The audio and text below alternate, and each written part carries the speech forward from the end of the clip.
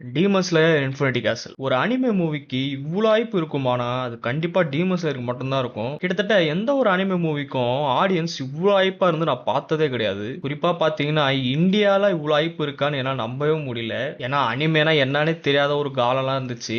இப்ப பாத்தீங்கன்னா அனிமேவை தியேட்டர்ல பார்க்கணும்னு எல்லாரும் வெயிட் பண்ணிட்டு இருக்காங்க. ஸோ அதை பார்க்கும்போது எனக்கு ரொம்ப சந்தோஷமா இருக்கு. ஏன்னா நான் வந்து எப்போதுல இருந்தோ அனிமே பார்த்துட்டு இருந்தவன். நம்ம ஊர்லயும் ஃபேமஸ் ஆவாதான் நான் வெயிட் பண்ணிட்டு இருந்தேன். இந்த தமிழ் டப் போட்டதுனாலே பயங்கரமா ஃபேமஸ் ஆயிடுச்சு. கிட்டத்தட்ட எல்லா அனிமேவும் இப்போ தமிழ் டப் பண்ண ஆரம்பிச்சிட்டாங்க. ஸோ ஓகே, இப்போ நம்ம டீமன் ஸ்லேயரை பத்தி பேசுவோம். ஸோ அஸ் டீமன் ஸ்லேயர் மாங்கா ரீடரா இந்த மூவி கண்டிப்பா வேற லெவல்ல இருக்க போது.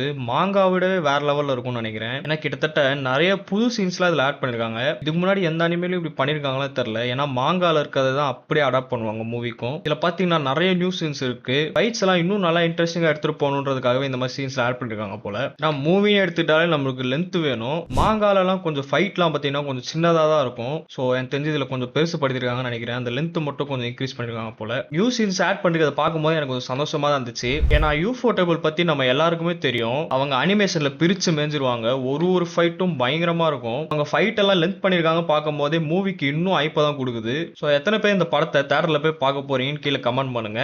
செப்டம்பர் 12 ரிலீஸ் ஆகுது. மறக்காம எல்லாருமே கண்டிப்பா தேட்டர்லயே பார்த்துருங்க. முடிஞ்சா ஐமேக்ஸ்ல கூட பார்த்துருங்க. ஏன்னா கண்டிப்பா ஐமேக்ஸ்ல பார்க்க வேண்டிய படம் தான் இது. எத்தனை பேர் தேட்டர்ல போய் பார்க்க போறீங்கன்னு மறக்காம கமெண்ட்ல சொல்லுங்க.